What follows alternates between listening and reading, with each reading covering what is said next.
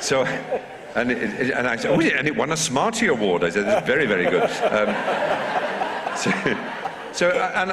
I read the second one as well, and I remember going to a party at someone's house, and it was like the third day of reading. A novel takes about, if you do it slowly and easily and without too much, hurry and enjoying yourself and, giving yourself time to get it right, I would say 3 days.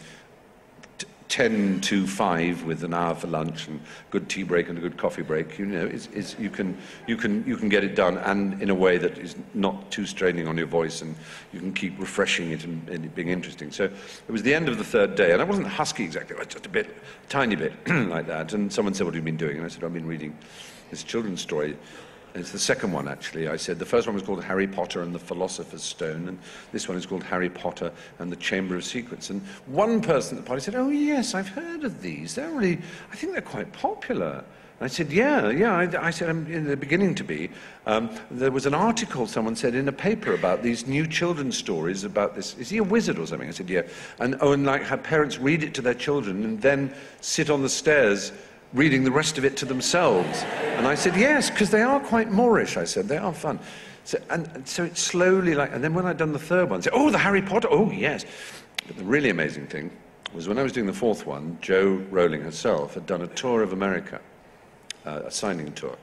And she'd just taken off there. And by this time, these were the most famous children's stories of their time, and they were about to become, perhaps, she was the greatest literary phenomenon of our age. And she told me about, signing cues, we've talked about the photography, but there's also that people have presents for you, and they're very sweet. Anyway, she was in a shop in New York on the first one, and it was a massive line of people. And there were, like 700 boys with scars on their foreheads, and little goggle spectacles. And there was even a woman with a gilt frame around her, a fat woman. It's just, you get really bizarre things of that nature.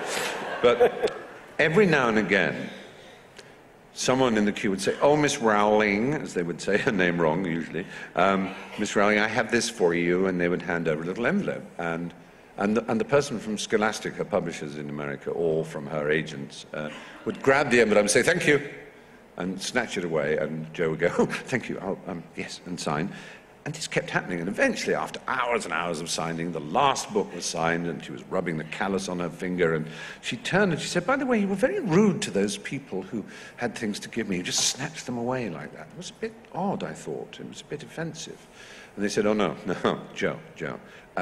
These people have written their own scenarios in which Hermione does this or Ron does that. This happens to Dumbledore, and they've written little plot lines, whatever. And so when your next book comes out, there will be some similarity and crossover, and they will attempt to sue you.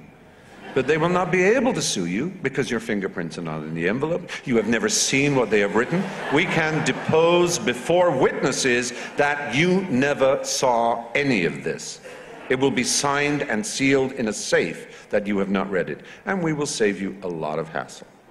And that's when she thought, this is not normal for children's authors, is it? This is a new territory. This is a new area for a writer to be in. It's wonderful to be successful, but when your people have to think like that, you realize it. And sure enough, of course, dozens and dozens of lawsuits came. I gave you a story about Hermione and you used it. And she would, they would get a letter back from a lawyer saying, in legalese, off out of my face, you mad bitch. There you are.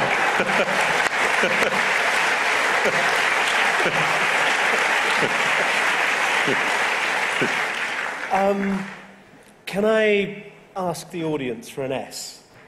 Ooh. Oh dear.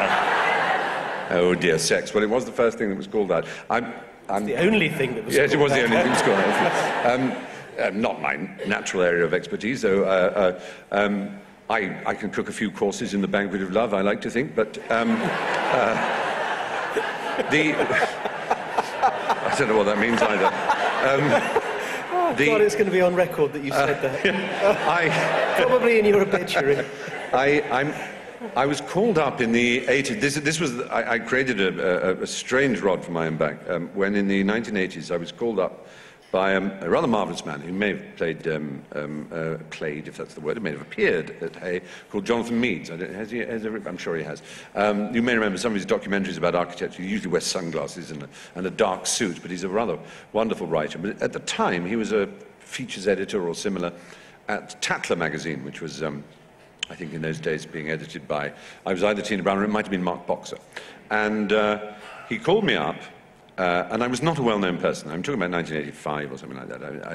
I don't think even Blackadder would have come out yet, but I was well-known in a small circle because I was doing a little bit of journalism and a little bit of radio. I'd done some TV comedy and things like that, and some, the writing, I suppose, mostly. And he said, I'm commissioning some people to write an article about something they don't do. Gavin Stamp is doing something about the fact that he doesn't drive. Brian Sewell is doing something about the fact that he doesn't go on holiday. Somebody else is doing something about they would never have a pet. Is there anything you don't do? So I thought about it. I said, gosh, I like to think I do almost everything. Well, there's sex, I suppose. I don't do that. Would that count? And there was a sort of pause. He said, 400 words by Thursday. And it so happened, it fell out that I've talked a bit about love, which is obviously the important thing, but I'd had a partner at Cambridge, and he and I had stayed together. And in the first year after leaving, we shared a flat together in London. But he was much more interested in the sexual gay world of London in the early 80s, and I wasn't. I've always absolutely loathed gay bars and clubs and things, just because I can't bear being looked at in that sort of inspect you sort of way, that raking eye that goes up and down, and I just feel so inadequate. And all I want to do is have a conversation, and certainly don't want to dance, and I don't want to grind away in some dark room. I just want to, I just want to say, so which is your favourite Evelyn Waugh novel? And there aren't any bars for people like me, unfortunately. So I sort of just gave up on the whole idea of sex, and was happy because I was. If I have a motto at the moment, anyway, it is a line of Noel Coward's that somebody told me about not long ago, which he apparently said to Ronnie Neame, the film producer and director, who was saying to him, gosh, you do so much, and you do the plays and the songs and the this, and you never relax, you never stop. Why is it? And he said, because work is more fun than fun. And that was sort of how I felt. Work was more fun than fun. If fun was sex, I got a much more buzz and high and a much more lasting one than, in fact, they were the opposite of each other. It was slightly difficult and hard to start off the business of work, and it took a long time, but in the long run, you felt fantastic afterwards, and sex is quite opposite to that.